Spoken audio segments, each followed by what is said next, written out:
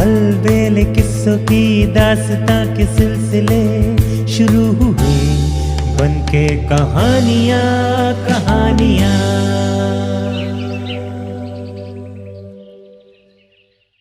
आइए सुनते हैं आज की कहानी सो मत जाना। बहुत समय पहले की बात है। असम के जंगलों में एक गांव था, सिरकटा कहते हैं।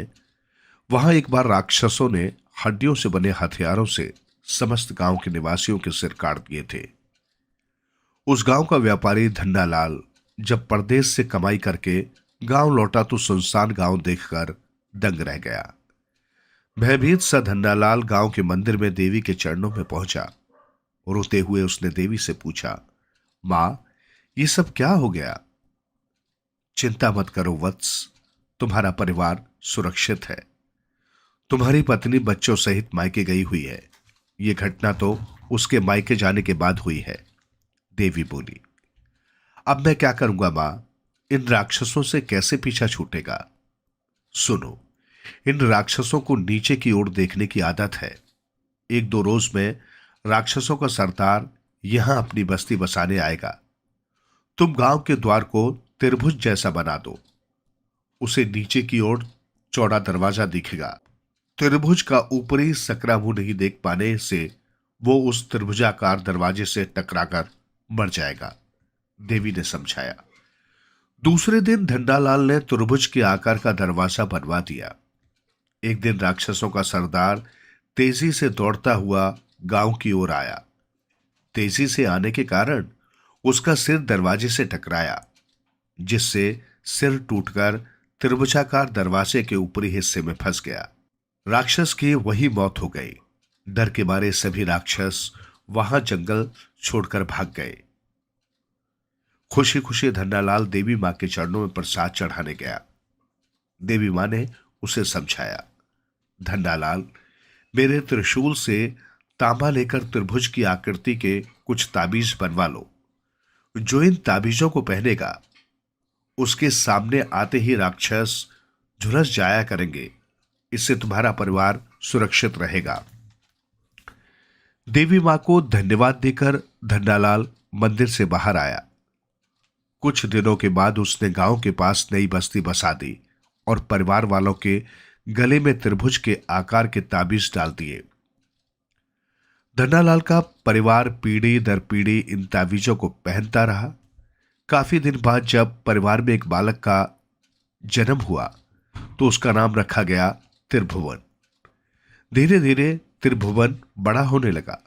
त्रिभुवन अक्सर अपने दादाजी से उस ताबीज का रहस्य पूछता, किंतु उसकी बात को हर बार टाल दिया जाता था। रात को चारपाई पर लेटे लेटे त्रिभुवन घंटों सोचता रहता। कई बार उसे सपने में ऐसा लगता जैसे कि वो जंगल में बरगद के पेड़ के पास खड़ा है तथा पेड़ से आवाज आती है, सो मत जाना, सो मत जाना। घबराकर वो नींद से उठता है। एक दिन उसने मां को कहा कि उसे सपने में कोई आवाज सुनाई पड़ती है, सो मत जाना।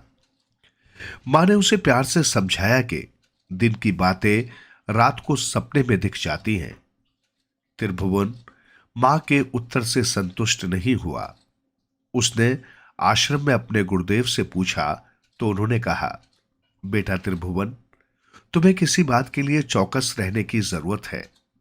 सो मत जाना का अर्थ है होश हवास में रहना। कभी संकट आए तो घबराना मत, बल्कि हिम्मत रखना। एक दिन त्रिभुवन के पशु जंगल में चरते चरते दूर चले गए। त्रिभुवन भी अपने पशुओं को ढूंढते ढूंढते वहां जा पहुंचा। वहां पहली बार उसने एक विशाल गुफा देखी। वो थक गया था, इसलिए गुफा से दूर जाकर एक बरगद के पेड़ की छाया में सुस्ताने लगा। तभी गुफा के अंदर सो रहे बूढ़े राक्षस को कुछ गर्मी सी महसूस हुई। बूढ़ा राक्षस समझ गया कि ये ताप त्रिभुवन के पुराने पड़ चुके ताबीज के कारण है, अन्यथा तो इस ताबीज के ताप से वो अब तक जल चुका होता। वो बूढ़ा राक्षस उस राक्षस सरदार का बेटा था जो बहुत पहले धन्नालाल के त्रिभुजाकार दरवाजे में मारा गया था। अपने पिता की मौत का बदला लेने के लिए गुफा से बाहर आया। वो मायावी राक्षस एक सांप में बदल गया और त्रिभुवन के पैर को डसकर गायब हो गया।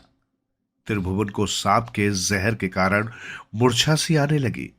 वो जमीन पर लेट गया। जहर के असर से उसे नींद आ रही थी।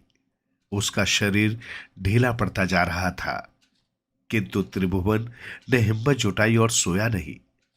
वो जोर जोर से चिल्लाने लगा, कोई बचाओ, बचाओ मुझे। बहुत देर बाद एक बैलगाड़ी वाला उधर से गुजरा। उसने त्रिभुवन को अपनी बैलगाड़ी पर लादकर गांव पहुंचा दिया। वैद्य जी ने त्रिभुवन को देखकर हैरानी से कहा, सांप का काटा व्यक्ति नींद आने से बच नहीं सकता। इसी नींद में वो मौत की नींद सो जाता है। इस बच्चे ने कमाल की हिम्मत दिखाई है। वैद्य जी ने दवा देकर त्रिभुवन को ठीक कर दिया।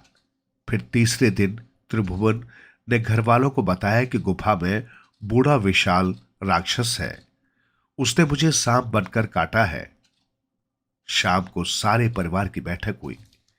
चिंता में डूबे बूढ़े लेकिन अनुभवी दादाजी बोले, मुसीबत यह है कि तांबे के बने ताबीज पुराने हो गए हैं। इनमें अब ज्यादा तपन नहीं है जो राक्षस को जला सके। काफी देर सोचने के बाद त्रिभुवन को एक उपाय सूझा। वो बोला, एक ताबीज से यदि राक्षस नहीं जलता है तो क्यों ना हम सब परिवार वाले एक साथ ताबीज पहनकर गुफा में प्रवेश करें। ताबीजों की सम्मिलित शक्ति से अवश्य ही राक्षस झुलस जाएगा। सबको त्रिभुवन का विचार पसंद आया। दूसरे दिन वे सब मायावी राक्षस की गुफा के अंदर पहुंचे। मंत्र पूरित ताबीजों के ताप से नींद से उठने से पहले ही राक्षस जल गया।